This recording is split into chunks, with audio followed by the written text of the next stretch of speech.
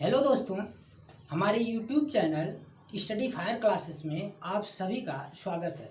दोस्तों, आज हम बात करेंगे भारत के भूगोल के बारे में। हम पढ़ना चाह रहे हैं भारत का भूगोल, लेकिन भारत के भूगोल में हम बात करेंगे भारत का भौगोलिक विस्तार। और दोस्तों, भारत के भौगोलिक विस्तार में सबसे पहले हम ये जानना चाहेंगे कि आखिरकार जो ये भारत अपना है, ये भारत किस भूभाग का हिस्सा है। और ये जानने के लिए कि किस भूभाग का हिस्सा है, पहले हम कुछ बातें एक्स्ट्रा जानेंगे। दोस्तों, कहा जाता है कि इस पृथ्वी पर शुरुआती दौर में एक ही स्थलखंड था और एक ही जलखंड था। दोस्तों, जो स्थलखंड था उसका नाम जो भूगोलविद थे या भूगोल के जानकार थे, उन्होंने कहा कि ये जो है पेंजिया का है, कहा जाएगा, या पेंजिया नाम रखा गया। और जो स्थलखंड था उसको तो पेंजिया कहा गया, लेकिन जो जलखंड था उसको पेंथालासा कहा गया। तो दोस्तों, आपको ये समझ में आया होगा कि एक ही स्थलखंड था और एक ही जलखंड था। जो स्थलखंड था उसे पेंजिया और जो जलखंड था उसको पेंथालासा कहा गया। लेकिन दोस्तों, लाखों करोड़ों वर्ष के बाद हुआ क्या, जो ये पेंजिया था ये दो भागों में डिवाइड हो जाता है। जब दो भागों में डिवाइड होता है दोस्तों, तो आप देखेंगे कि जो ऊपर वाला भाग था इसको अंगारा लैंड कह दिया जाता है और जो नीचे वाला भाग है उसको गोंडवाना लैंड कह दिया जाता है। क्योंकि आप जानते हैं, जब जमीन का हिस्सा टूटता है तो बीच में गैप आ जाता है। ये जो गैप आप देख रहे हैं, ये वाला गैप, ये गैप में आकर के पानी भर जाता है और बाद में इसे कहा गया कि ये टेथिस सागर है। यानी आप समझिए इस बात को कि जो भूभाग जिसको हम पेंजिया कह रहे थे वो दो भागों में टूटा। तो ऊपर वाला तो कहा गया अंगारा लैंड, नीचे वाला गोंडवाना लैंड, और बीच में जो भाग गैप हुआ जिसमें पानी भर गया उसे टेथिस सागर कहा गया। इसीलिए दोस्तों कहा जाता है कि भारत में जो हिमालय है, जहां आज हिमालय है, वहां पहले टेथिस सागर था। ये क्वेश्चन बन चुका है, इसलिए आप दिमाग में रखें कि हिमालय के जगह पर पहले टेथिस सागर था। पर उसकी बात हम नहीं करेंगे। हम बात कर रहे हैं कि गोंडवाना लैंड और अंगारा लैंड की। तो दोस्तों, ये जो गोंडवाना लैंड है ना, ये फर्दर टूट जाता है चार भागों में। इसका पहला भाग जो होता है उसे कहा गया दक्षिणी अमेरिका। और इधर आएंगे तो आप देखेंगे कि जो अफ्रीका महाद्वीप है वो भी इसी गोंडवाना लैंड का भाग है, और ऑस्ट्रेलिया महाद्वीप, और फिर प्रायद्वीपीय भारत, जो प्रायद्वीपीय भारत है वो भी गोंडवाना लैंड का ही हिस्सा है। इसीलिए दोस्तों ये कहा जाता है कि जो अपना भारत है उसे मुख्य रूप से यह माना जाता है कि गोंडवाना लैंड का हिस्सा है। तो मैंने क्या कहा आपसे कि आपको याद रखना है कि ये जो भारत है, अगर क्वेश्चन बनता है कि भारत किस भूभाग का हिस्सा है, तो पहला क्वेश्चन आप दिमाग में रखें कि भारत अपना गोंडवाना लैंड का हिस्सा है। ये बात ध्यान में रखना चाहिए कि गोंडवाना लैंड का हिस्सा है। ठीक है, अब बात आगे करते हैं कि आखिरकार हमें तो ये पता चल गया कि भारत गोंडवाना लैंड का हिस्सा है, लेकिन हम जानेंगे कि आखिरकार भारत जो है किस गोलार्ध में स्थित है। तो दोस्तों, ये जानने के लिए आप जानते हैं कि पृथ्वी हमारी गोल है। जब हम इसको दो भागों में बांटते हैं तो जो ऊपर वाला हिस्सा है इसको हम कह देते हैं उत्तरी गोलार्ध। उत्तरी गोलार्ध का मतलब ऊपर वाला हिस्सा, और जो नीचे वाला हिस्सा है इसे हम कह देते हैं दक्षिणी गोलार्ध। गोलार्ध का मतलब गोला का आधा हिस्सा, ये समझिए आप। तो ये दक्षिणी गोलार्ध और ये उत्तरी गोलार्ध। अब हम बात करते हैं कि जब इस हिस्सा की बात करते हैं तो ये पूर्वी गोलार्ध है और ये जो है पश्चिमी गोलार्ध है।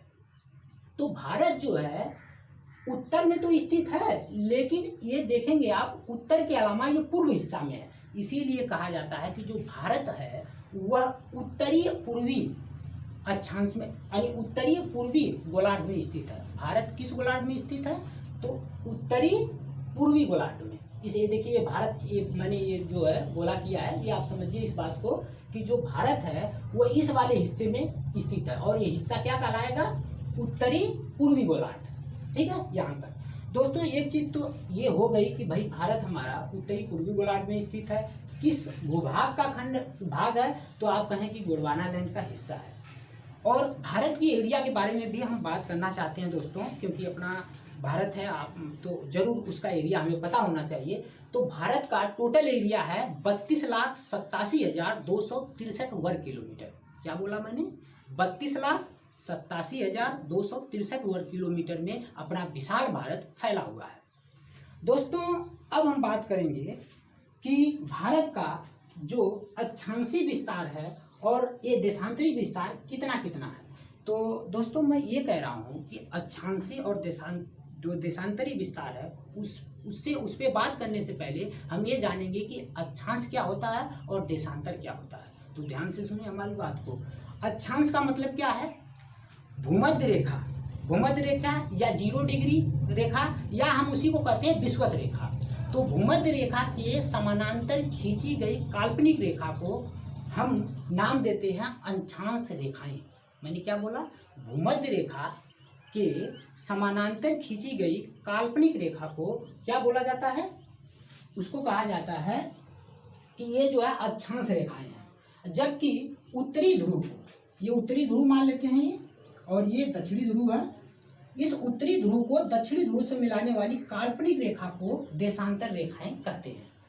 अब दोस्तों हम बात करेंगे कि हम ये जान गए कि भाई अक्षांश रेखाएं क्या है। तो हमने कहा अक्षांश रेखा में कि जो 0 डिग्री भूमध्य रेखा जिसे हम कह रहे हैं उसके समानांतर खींची गई काल्पनिक रेखाएं अक्षांश रेखाएं, और जो उत्तर से लेकर के दक्षिण तक खींची गई यानी दोनों ध्रुवों को मिलाने वाली जो रेखा है उसको हम कह दिए कि भाई ये रेखा जो है देशांतर रेखाएं कहलाती हैं।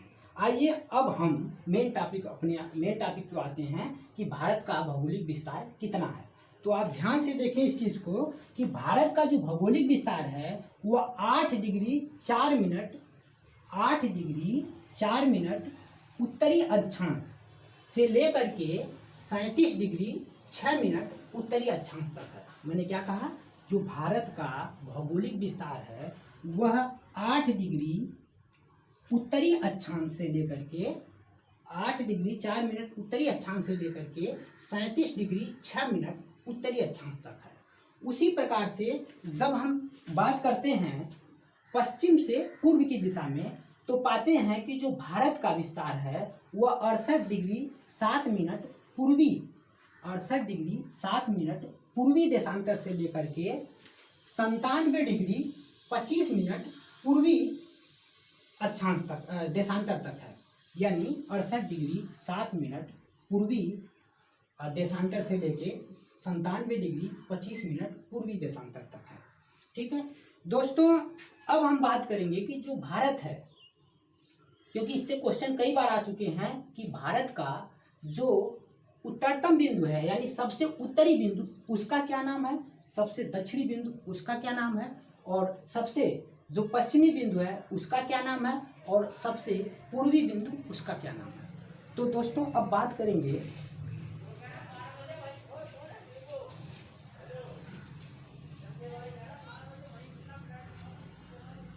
तो दोस्तों ये बात हम करते हैं कि जो भारत का सबसे उत्तरी बिंदु है उसका नाम है इंदिरा काल, यानी भारत के उत्तरी बिंदु का जो नाम है वो इंदिरा काल है।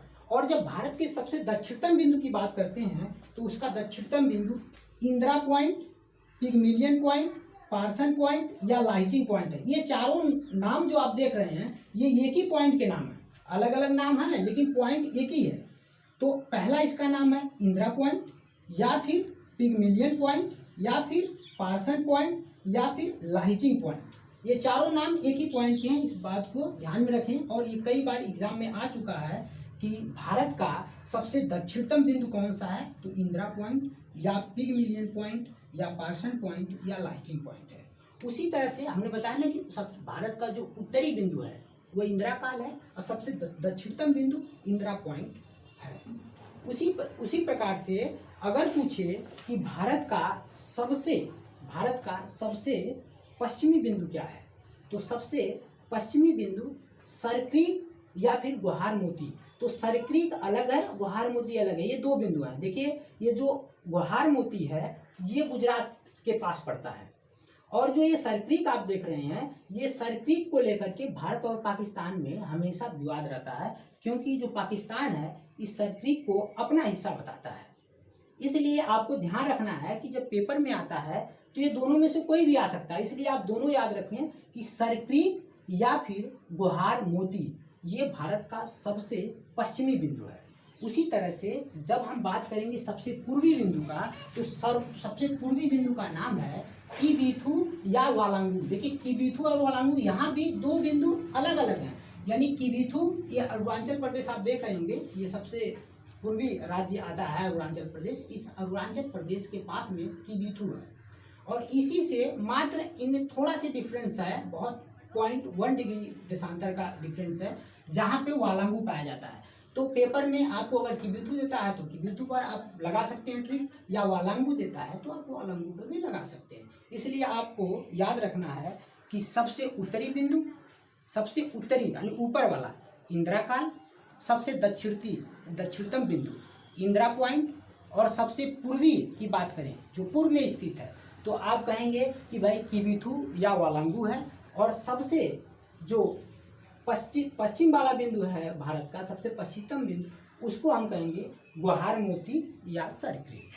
ठीक है, तो दोस्तों ये तो रहा कि भाई उत्तरतम बिंदु क्या है, दक्षिणतम क्या है, और जो है कि पूर्वी और पश्चिमी के बारे में हमने बात किया।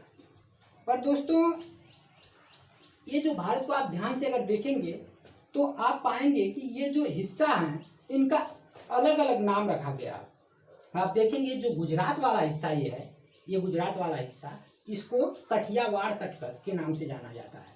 ये देखिए गुजरात वाला पूरा हिस्सा ही राजस्थान से लेके ये जो आ रहा है गुजरात वाला हिस्सा, इसको कठियावाड़ तट कहा जाता है। और कहाँ तक ये है? दमन तक है। दमन से आप आगे आएंगे तो दमन से आगे आने के बाद यानी दमन से लेकर के गोवा तक का हिस्सा जो है इसको कोंकण तट कहते हैं। दमन से कहाँ तक? गोवा तक का हिस्सा कोंकण तट। और उसी तरह से ये जो गोवा देख रहे हैं यहाँ से लेकर के कर्नाटक तक का हिस्सा जो है ये केनरा तट के नाम से जाना जाता है। अब दोस्तों बात करेंगे हम कि ये जो है ये कर्नाटक से लेके तमिलनाडु तक का लगभग ये सारे हिस्सा ये जो है मालाबार तट कहे जाते हैं। और ये मालाबार तट आप जो देख रहे हैं ना, ये कई बार पूछा जा चुका है कि जो कर्नाटक से लेकर के जो तमिलनाडु तक का हिस्सा है इसको किस नाम से जाना जाता है? तो ये जाना जाता है मालाबार तट। उसी तरह से जब आप देखेंगे ये जो तमिलनाडु है यहाँ से लेकर के आंध्र प्रदेश तक का जो हिस्सा है इसे कोरोमंडल तट कहते हैं। किस नाम से जाना जाता है? कोरोमंडल तट। कहाँ से कहाँ तक? ये आप देख रहे हैं तमिलनाडु, और इस तमिलनाडु से लेकर के यहाँ तक का हिस्सा यानी आंध्र प्रदेश तक का हिस्सा कोरोमंडल तट के नाम से जाना जाता है। और जब हम बात करते हैं आंध्र प्रदेश से पश्चिम बंगाल तक का, तो आंध्र प्रदेश से पश्चिम बंगाल तक का ये जो तट देख रहे हैं आप, इसका नाम डेल्टा क्षेत्र या उत्तरी सरकार तट के नाम से जाना जाता है। या तो आप कहिए उत्तरी सरकार तट या फिर आप डेल्टा क्षेत्र कर सकते हैं। तो ये तो रहा कि किस जो है हिस्से को कौन सा नाम दिया गया। तो हमने कहा कि कठियावाड़ तट गुजरात का जो एरिया है इसको कहा जाता है। कोंकण तट दमन से लेकर के हमने कहा कि भाई दमन से लेकर के टोटल जो है गोवा तक का है। अब फिर गोवा से लेकर के कर्नाटक का जो कर्नाटक तक का तट है उसको केनरा तट, और इसके बाद कर्नाटक से लेकर के तमिलनाडु तक का मालाबार तट, और आगे आप देख ही रहे हैं। दोस्तों ये सारी बातें तो हो गई। अब हम बात करेंगे कि जो भारत है, भारत जो है इसने अपना एक टाइम जोन बना रखा है, एक स्टैंडर्ड टाइम जोन अपना भारत जो है बना रखा है, जो कि 82.5 डिग्री पूर्वी देशांतर में स्थित है। यानी इंडियन स्टैंडर्ड टाइम जो है वह भारत के जो उत्तर प्रदेश राज्य है, उत्तर प्रदेश के नैनी से लेकर के यहाँ तक यानी आंध्र प्रदेश तक, ये 5 राज्यों से होते हुए 82.5 डिग्री पूर्वी देशांतर में एक स्टैंडर्ड टाइम रेखा खींची गई है। और ये टोटल भारत के 5 राज्यों से जाती है। आप देखेंगे पहला राज्य उत्तर प्रदेश, फिर उससे नीचे आएंगे तो मध्य प्रदेश, और फिर छत्तीसगढ़, और छत्तीसगढ़ से आप नीचे आएंगे तो आप देखेंगे उड़ीसा, उड़ीसा के बाद आप देखेंगे आंध्र प्रदेश। इन 5 राज्यों जिनका मैंने नाम लिया, इन 5 राज्यों से होकर के इंडियन स्टैंडर्ड टाइम रेखा जाती है। दोस्तों एक रेखा बहुत महत्वपूर्ण है, जो कि भारत को लगभग 2 बराबर हिस्सों में बांट देती है। उसको हम कहते हैं कर्क रेखा।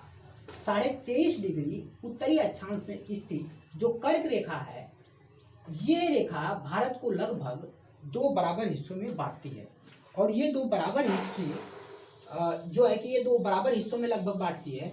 और हम कहेंगे कि ये ये पूछा, ये क्वेश्चन बन चुका है कि ये जो रेखा है, जो कर्क रेखा हम बात कर रहे हैं 23.5 डिग्री उत्तरी अक्षांश रेखा, ये भारत को लगभग 2 बराबर हिस्सों में बांटने के साथ साथ भारत के कितने राज्यों से होकर जाती है, तो ये भारत के टोटल 8 राज्यों से होकर जाती है। जो कर्क रेखा है वो भारत के कितने राज्यों से होकर जाती है, तो टोटल 8 राज्यों से होकर जाती है। वो 8 राज्य कौन कौन से हैं, तो पहला है आपका गुजरात, दूसरा है यहाँ देखिए ये गुजरात वाला हिस्सा है, तो गुजरात से होते हुए इधर राजस्थान, मध्य प्रदेश, और मध्य प्रदेश के बाद आप देखेंगे आगे आएंगे तो आपका छत्तीसगढ़, छत्तीसगढ़ के बाद जो है झारखंड, और झारखंड के बाद आगे आएंगे पश्चिम बंगाल, और पश्चिम बंगाल के आगे आएंगे तो आप देखेंगे ये त्रिपुरा है, ये त्रिपुरा से होते हुए मिजोरम। ये टोटल 8 राज्य हैं जिनसे कर्क रेखा होकर जाती है। ठीक है दोस्तों। अच्छा, ये सारी चीज़ें तो ठीक है, लेकिन भारत का जो हम विस्तार पढ़ रहे थे, हम किस आधार पर पढ़े थे, अक्षांश और देशांतर के आधार पर पढ़े थे। लेकिन भारत का विस्तार जब हम किलोमीटर में बात करते हैं दोस्तों, तो किलोमीटर में भारत का विस्तार उत्तर से लेकर के दक्षिण तक टोटल, उत्तर से लेकर दक्षिण तक टोटल ये जो है 3214 किलोमीटर है। देखिए भारत का विस्तार किलोमीटर में अलग है और अक्षांश और देशांतर के बेस पर अलग है, इसलिए किलोमीटर में भारत का जो विस्तार है उत्तर से दक्षिण तक, वो उत्तर से दक्षिण तक विस्तार जो है 3214 किलोमीटर है। जबकि अगर आप देखेंगे पश्चिम से पूर्व का विस्तार भारत का, तो वो टोटल 2933 किलोमीटर है, 2933 किलोमीटर। अच्छा दोस्तों, ये बातें तो हो गई कि भारत का जो है किलोमीटर में विस्तार, ऐसे अगर देखें उत्तर से लेकर दक्षिण तक तो 3214 किलोमीटर, और पश्चिम से पूर्व तक देखा जाए तो पता चला कि 2933 किलोमीटर है। और मैंने ये भी आपको बता दिया कि भारत किस गोलार्ध में स्थित है, तो उत्तरी पूर्वी गोलार्ध में स्थित है, उत्तरी पूर्वी गोलार्ध में। ठीक है। अब हम बात करेंगे कि यहाँ पे कुछ और भी जो एडिशनल जानकारी है, इसको आप समझें कि इधर आप देखेंगे ये वाला हिस्सा तो अरब सागर है, और ये वाला हिस्सा आप देख रहे हैं, ये जो हिस्सा पड़ता है इसको हम कहते हैं बंगाल की खाड़ी, और नीचे हिंद महासागर आता है। ये हिस्सा जो है हिंद महासागर है। ठीक है। और ये जो 82.5 डिग्री आप देख रहे हैं पूर्वी देशांतर में जो भारत का इंडियन स्टैंडर्ड टाइम रेखा है, ये जो है ग्रीनविच रेखा जो है, ग्रीनविच रेखा का नाम सुने होंगे, जिससे कि इंटरनेशनल जो रेखा है, जो एक तरह से हमको टाइम जोन हम कहते हैं, वो जो टाइम जोन है उससे अपना भारत 5.5 घंटे आगे क्यों आता है, क्योंकि ये 82.5 डिग्री पूर्वी देशांतर में स्थित है, और ग्रीनविच रेखा जो लंदन से होकर जाती है उससे 82.5 डिग्री पूर्वी देशांतर में स्थित होने के कारण यह 5.5 घंटा का डिफरेंस आता है। और 5.5 घंटा कैसे डिफरेंस आता है आप इसको निकाल सकते हैं, क्योंकि जब 1 डिग्री देशांतर कोई चलता है, यानी 1 डिग्री देशांतर चलने में 4 मिनट का समय लगता है। अब 1 डिग्री अगर देशांतर चले तो 4 मिनट का समय आता है, तो हम कह सकते हैं कि आप 82.5 डिग्री जो है पूर्वी अक्षांश को अगर कन्वर्ट करेंगे मिनट में तो 4 से हम गुणा कर सकते हैं। अगर हम 4 से गुणा करेंगे तो पता चलेगा ये जो समय आएगा मिनट में आएगा, और इसे घंटा में बदलने के लिए जब हम 60 से भाग देते हैं तो पता चलता है 5.5 घंटा आता है, और वही 5.5 घंटा ग्रीनविच टाइम से भारत आगे रहता है। ठीक है। ये सारी बातें हम समझ लेंगे। दोस्तों ऐसा करते हैं, आज के लिए बस इतना ही रहने देते हैं, फिर हम अगला लेक्चर जो है कल बनाएंगे, तो आगे की जानकारी को हम देंगे।